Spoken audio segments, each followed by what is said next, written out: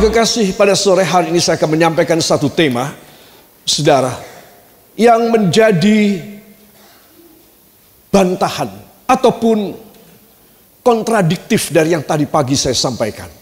Dan itu sebab tema ini saya namakan sebagai doktrin mujizat. Saudara, doktrin mujizat ini apa artinya? Adalah sesuatu yang harusnya kayak begini mujizat itu.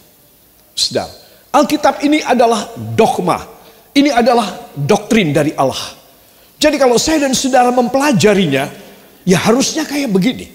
Ya, saudara, ketika kita sakit, ketika kita tidak punya uang, ketika kita mengalami segala macam serangan ataupun mara bahaya, malapetaka, saudara pegang pada firman, maka doktrinalnya, dogmanya adalah saudara menerima pertolongan dari Tuhan. Itu harusnya. Katakan itu harusnya. Ya. Para kekasih, itu sebab dogma mujizat itu salah satunya ternyata penting sekali untuk apa, saudara? Mencuci pikiran. Katakan mencuci pikiran saya. Ya, saudara, kalau saudara tahu kenapa pakaian kita atau sepatu kita atau tas atau spray kita harus dicuci, karena sudah banyak bakterinya. Mungkin masih kelihatan bagus, masih kelihatan putih, tetapi sudah banyak bakterinya, sudah banyak yang menyebabkan kita bisa jatuh sakit. Harus dicuci. Saudara, tidak boleh satu orang punya pikiran, aku selalu suci kok, aku benar terus. Harus dicuci. Amin. Dicuci pakai apa? A. Rinso. B. Mesin cuci. C. Firman Tuhan. Firman Tuhan. Ya, firman Tuhan itu adalah air yang murni, kata surat Galatia. Dia mencuci kita sama sekali. Saya dan saudara harus tahu bahwa di sini kita menerima firman, maka firman menyucikan pikiran kita. Amin. Cuma kali ini saya harus lebih menekankan mengenai soal ini, sebab ini soal penting sekali. Ini berkenaan dengan doktrin mujizat. Ya, jadi kalau saya tidak disucikan, tidak dicuci pikiran saya jauh dari mujizat. Ya, itu sebab ini penting sekali. Menurut saudara penting apa tidak? Sangat penting, ya. Sebuah ayat, saudara, dari 2 Korintus pasal yang ke-10 ayat yang ke-5. Mari saudara, kita akan baca bersama. 1, 2. Kami mematahkan setiap siasat orang dan merobohkan setiap kubu yang dibangun oleh keangkuhan manusia untuk menentang pengenalan akan Allah. Kami menawan segala pikiran dan menaklukkannya kepada Kristus. Amin. Saudara yang kekasih, kami mematahkan. Ini dia. Ada 3 hal yang saya dan saudara harus kalahkan untuk kita bisa mendapat ketentuan, kepastian, doktrin daripada mujizat. Ada 3 hal dari satu ayat ini saja yang saya dan saudara harus kalahkan, harus patahkan. Katakan, saya harus mematahkan. Ya, itu sebab ada warna yang saya beri berbeda supaya kita mudah menangkapnya. Saudara, pikiran saya dan saudara itu ada di dalam otak. Ya, pada otak kita. Saya yakin kita semua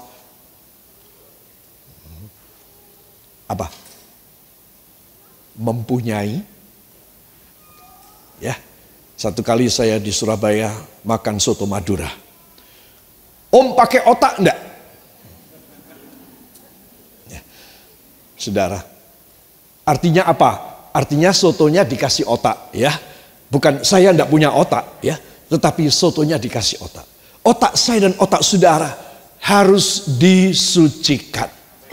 Saudara setuju? Siapa yang setuju angkat tangannya? Tuhan Yesus, tidak mungkin hamba ini memiliki otak yang suci. Hamba membutuhkan engkau mencuci dan membersihkan otak hamba dalam nama Yesus. Ucapkan terima kasih kepadanya. Terima kasih Bapa, terima kasih Yesus, terima kasih Roh Kudus. Hanya engkau yang sanggup melakukan ini bagi kami. Dan kita yang percaya mengaminkan. Amin. Ya. Haleluya. Saudara-saudara, otak adalah pusat kendali kita.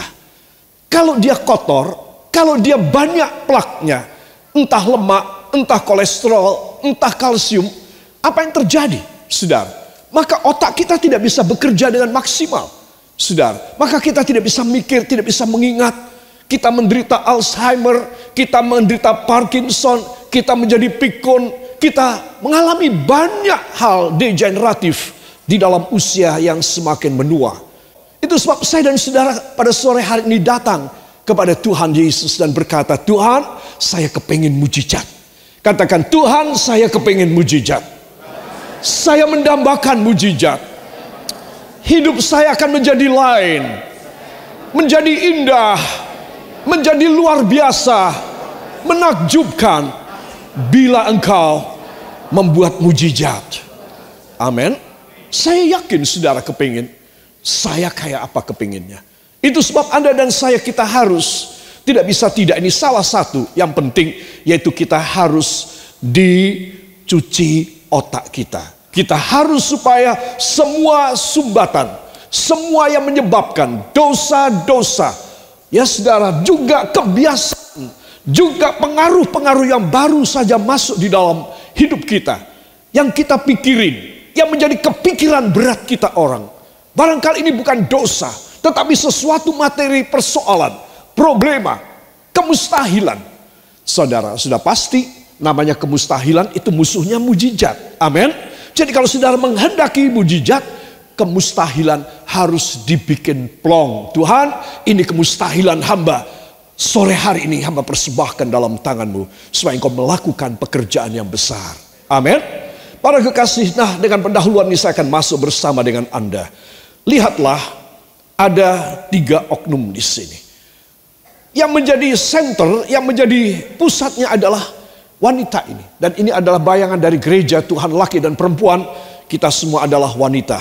Saudara, di belakangnya ada iblis, saudara, dan Tuhan Yesus. Menurut saudara, kira-kira kalau iblis sama Tuhan Yesus menang mana? Ketika saya masih kecil selalu bertanya ini. Kalau Tuhan Yesus sama iblis menang mana? Adik-adik saya juga. Dan semua jawabannya sudah tahu. Menang Tuhan Yesus. Amin. Kalau saya bilang menang Tuhan Yesus, langsung saudara tepuk tangan ya. Menang Tuhan Yesus. Nah, itu sebab saudara tahu pekerjaan setan. Dialah penggagal. Katakan, setan adalah penggagal doktrin mujizat.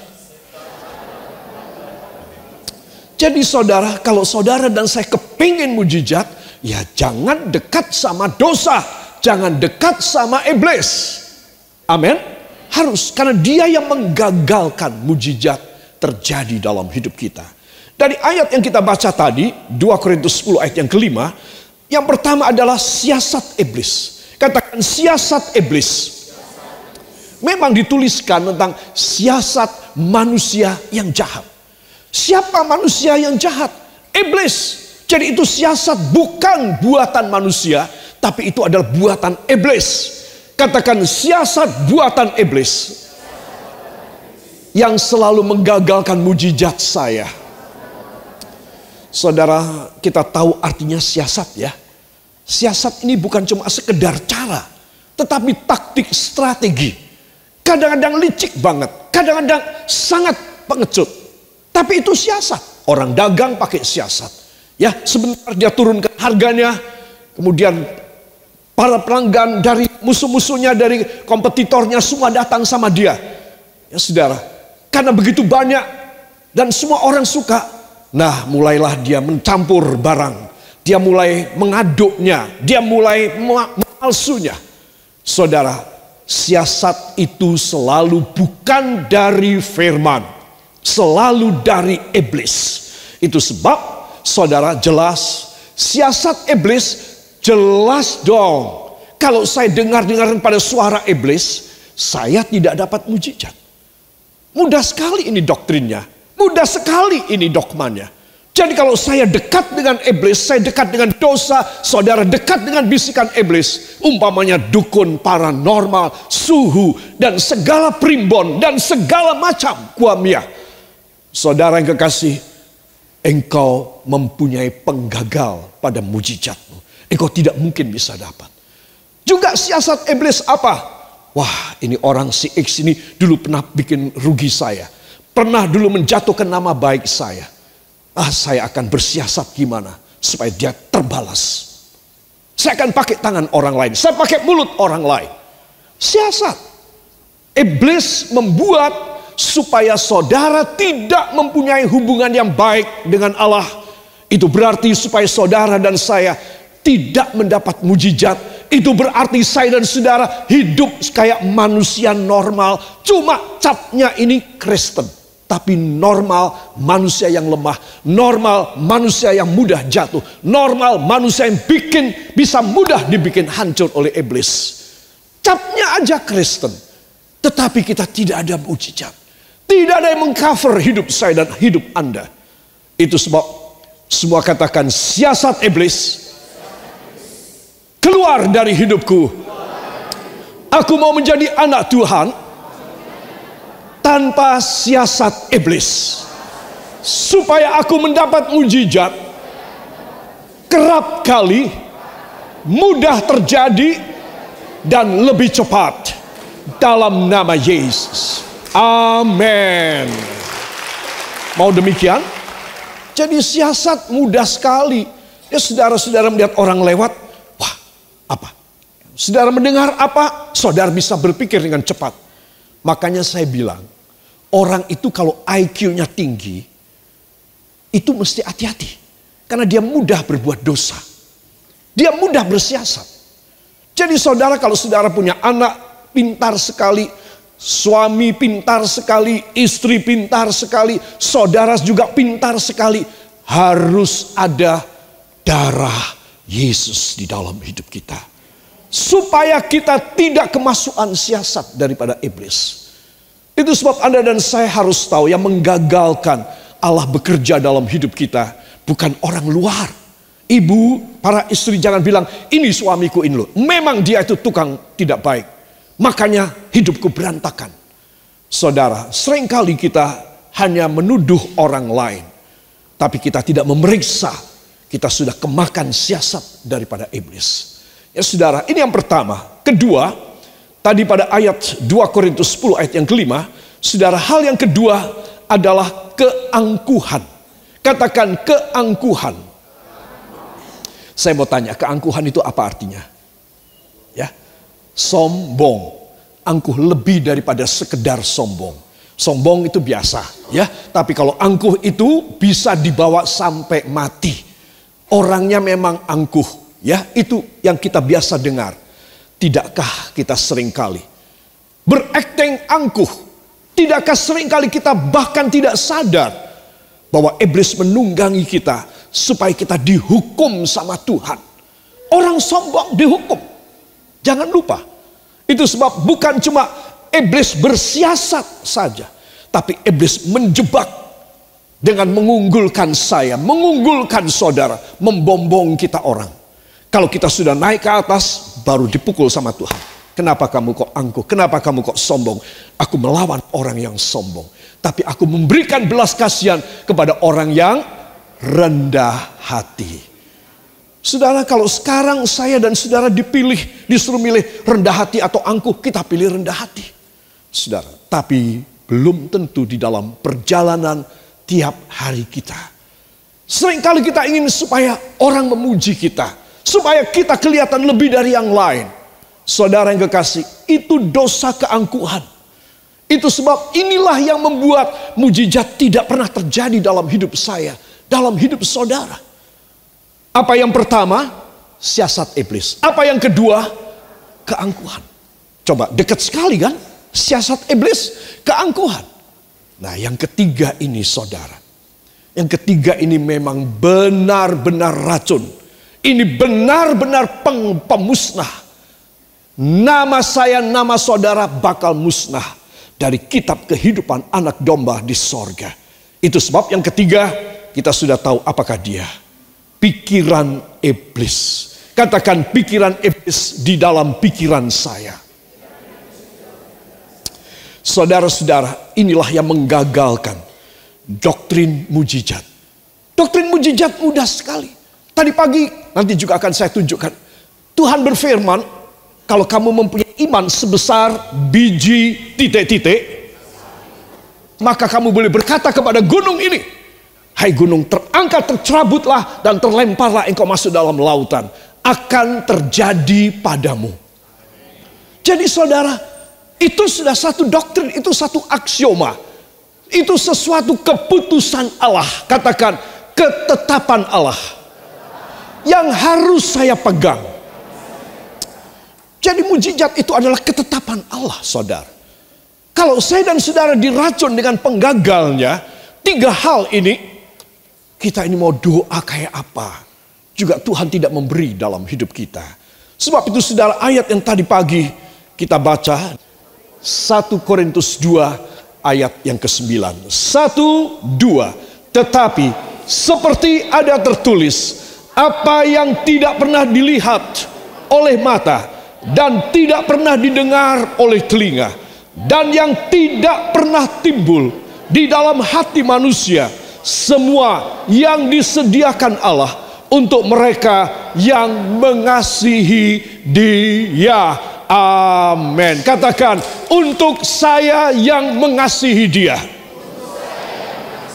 akan diberikan apa yang mata saya tidak pernah lihat, apa yang telinga saya tidak pernah dengar, apa yang tidak pernah timbul di dalam hati saya, akan saya terima dari Dia. Yang percaya beri tepuk tangan bagi Dia. Haleluya. Wow. Semua katakan wow. Luar biasa. Saudara yang kekasih, apa yang Dia minta, Tuhan minta, saudara lakukan, saudara dapat loh. Kayak apa gampangnya? Mudah sekali kan? Tetapi seperti ada tertulis, tadi pagi panjang lebar saya jelaskan, kata tetapi adalah sesuatu preposition ataupun kata awal yang menjadi kontroversi atau kontradiktif daripada sebelumnya. Tetapi seperti ada tertulis. Jadi kalau saudara dan saya mengharapkan Tuhan melakukan mujizat, saudara, maka saya dan saudara, rahasianya ada pada kalimat yang terakhir. Semua yang disediakan Allah untuk mereka yang mengasihi Dia. Katakan, bila saya mengasihi Tuhan, semuanya disediakan bagi saya. Saudara-saudara belajar percaya ya kepada firman. Kalau saudara percaya pada firman, saudara gak akan pernah berat di dalam hidup. Saya bilang benar. Tapi pada waktu saya mulai bimbang hati saya mulai goyah kepada otoritas firman. Saya mulai memikirkan hal-hal yang lain. Ya mungkin ilmu, pengetahuan, mungkin kata orang, mungkin tradisi nenek moyang. Buyar semuanya. Perjanjian Allah, doktrin mujizat jauh tidak terjadi dalam hidup kita. Itu sebab semua katakan, mulai malam ini saya mau mengasihi Tuhan Yesus lebih dari yang lain dalam nama Yesus. Amin. Saudara, kalau seorang suami dia mengasihi istri, ya, menurut saudara normal apa tidak? Seorang istri mengasihi suami normal apa tidak? Semua katakan tetapi. Mencintai yang utama, nomor 1 harus mengasihi Tuhan Yesus. Saudara, satu rumah tangga hanya kuat dan teguh bila kedua orang ini, suami dan istri, mencintai Tuhan nomor 1. Itu sebab perlu saya kasih tahu kepada saudara bahwa cinta nomor 1 kita semua, maafkan saya kakek dan nenek yang sudah sepuh, anak-anakku yang masih muda dan belia, yang tidak pengalaman, please taruh nomor 1 mencintai Tuhan Yesus Kristus. Kalau engkau bisa melakukan demikian, engkau akan mendapat belas kasih Allah. Itu luar biasa. Saudara, prosesnya demikian, teologinya begini. Bukan kamu yang mengasihi aku, lebih dahulu, tetapi aku yang mengasihi kamu lebih dulu. Amin. Itu firman Tuhan. Apa maksud Tuhan mengatakan aku lebih dulu yang mengasihi kamu dan aku memilih kamu, bukan kamu yang milih aku, kata Tuhan. Wah, ini dalam sekali maknanya. Sepertinya kamu jangan keminter ya. Kamu jangan sok cinta ya sama aku. Kamu jangan sok passion ya sama aku. Aku lebih dulu cinta sama kau. Aku cuma minta kau mencintai aku. Karena aku lebih dulu mencintai kamu. Itu sebab Anda dan saya kita harus mengerti ya. Kalau saya mencintai Tuhan, itu karena Dia mencintai saya. Dia mengampuni dosa saya. Dia membuka jalan bagi saya. Dia memelihara dan menyelamatkan saya. Jadi Anda dan saya wajib mencintai Tuhan dalam hidup kita. Ayo angkat tangan saudara. Dalam nama Yesus, mulai petang ini saya wajib mengasihi Dia. Bukan karena saya mencintai Dia terlebih dahulu, tetapi karena Dia mencintai saya terlebih dahulu. Jadi saya harus mencintai Dia. Suatu jalan yang mudah karena Dia membuka jalan. Jalan cinta pertama kepada saya. Saya hanya mengikuti Dia. Saya hanya melanjutkan cintanya dan membalas cintanya. Ucapkan terima kasih kepadanya. Terima kasih Tuhan. Inilah rahasia yang Kau beri kepada kami. Maka kami boleh mantap dan percaya bahwa hidup ini harus mengasihi Engkau. Kalau Engkau tidak mengasihi kami, kami tidak tahu caranya bagaimana. Tapi karena kami menerima cinta-Mu lebih dahulu, kami jadi faham. Beginilah Engkau mengasihi kami. Sehingga kami boleh membalas kasih-Mu. Hanya di dalam nama Tuhan Yesus Kristus, Juru Selamat dan Penebus kami. Dan kita yang percaya mengaminkan. Amin. Di dalam pelayanan saya dan secara global dimanapun, jemaat-jemaat, selalu ada orang-orang yang bocengli, yang tidak bisa membalas cinta Tuhan. Selalu ada. Ya, hati Tuhan menjadi sakit, hati Tuhan menjadi menyesal. Bukan menyesal aku sudah tolong kamu tempo hari, sekarang kamu kayak begini. Tapi menyesal bahwa kamu ini aku tempatkan, aku pelihara kamu, entoh kamu tidak bisa setia. Kamu tidak bisa aku percaya. Saudara, itu menyesalnya dia. Itu sebab lain kali kalau orang macam begini datang dan menangis kepada Tuhan, maka Tuhan bilang, kau belajar bertobat lebih dulu. Kalau kau tidak bertobat, tidak ada jawaban. Itu sebab saudara dan saya harus tahu, kenapa kita harus membalas cintanya. Dengan kesetiaan kita, dengan pengorbanan kita. Saudara, karena apa? Karena Dia lebih dulu mencintai kita. Tahu rasanya enggak? Kalau Tuhan sudah enggak mau nengok sama kita orang. Tahu rasanya enggak? Saudara, hampir saben hari saya mendapat keluh kesah dari orang yang tidak saya kenal. Atau yang saya kenal. Merasa sepertinya Tuhan membuang saya. Saudara, dari mana bapak atau ibu atau adik atau kamu bisa tahu kalau Tuhan membuang kau? Ya, hati saya penuh dengan menyesal. Hati saya penuh dengan pemberontakan. Hati saya sama sekali tidak bisa dijamah oleh Tuhan. Hati saya sangat hancur. Saya bilang, oh kalau itu karena dosa. Memang kalau Adam dan Eva jatuh dalam dosa di Taman Firdaus sekalipun, di Taman Eden sekalipun, di hadirat Allah sekalipun, kalau mereka jatuh dalam dosa, mereka harus keluar. Jadi itu normal kalau Anda ada dosa yang tidak bisa senang. Tidak ada Taman Firdaus, tidak ada Eden. Itu sebab minta ampun dan perbaiki hubungan pribadimu. Saudara, ini penting sekali. Penting apa tidak? Ya, anggukkan kepala ke samping Anda, katakan, wah tahun ini kita tambah tua loh, bilang gitu.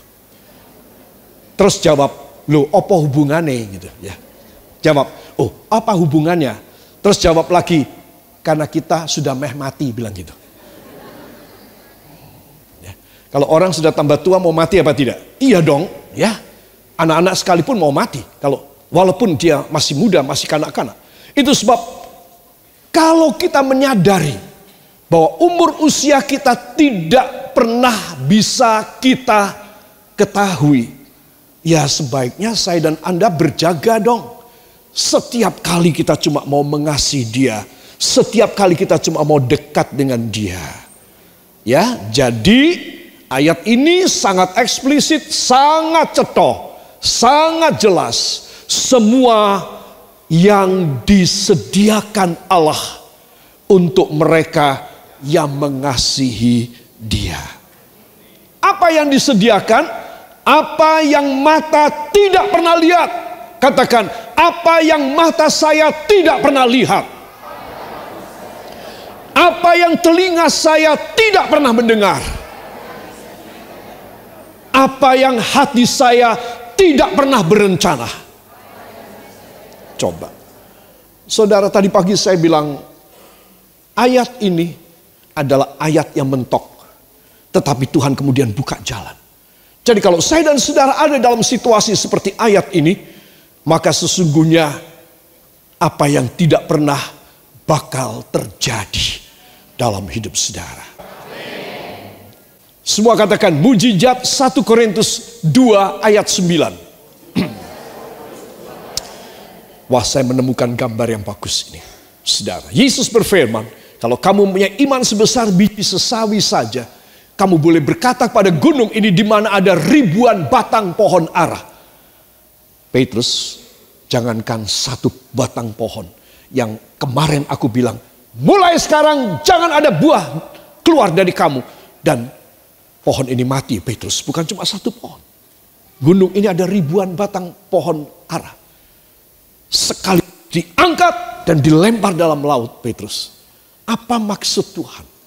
Saudara, supaya kita mempunyai pikiran, ayat yang kita baca tadi, ya saudara, tidak pernah dilihat oleh mata, tidak pernah didengar oleh telinga, tidak pernah timbul di dalam hati manusia. Kata tidak pernah itu selalu jalan buntu. Itu selalu kepepet, tidak ada jalan lain. Never and never be. No way out at all. Tidak ada jalan keluar. Ya, saudara, jadi kalau saya dan saudara mengerti kata tidak pernah, wah Tuhan, terus apa dong yang kau siapkan buat hamba? Ya pokoknya apa yang matamu tidak pernah lihat, telingamu tidak pernah dengar, hatimu tidak pernah berencana.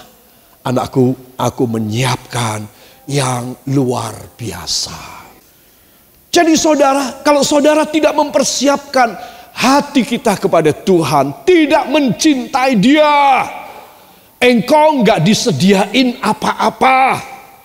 Tetapi kalau engkau mencintai Dia, engkau disediain segala perkara yang matamu belum lihat, telingamu belum dengar, hatimu belum berencana. Itu sebab semua katakan mulai sore hari ini, dalam nama Yesus, saya akan berjuang, berusaha keras, mencintai Tuhan Yesus nomor 1 seumur hidup saya, supaya sisa umur hidup saya dipenuhi dengan hal-hal yang luar biasa dalam nama Yesus. Beri tepuk tangan bagi Dia. Haleluya.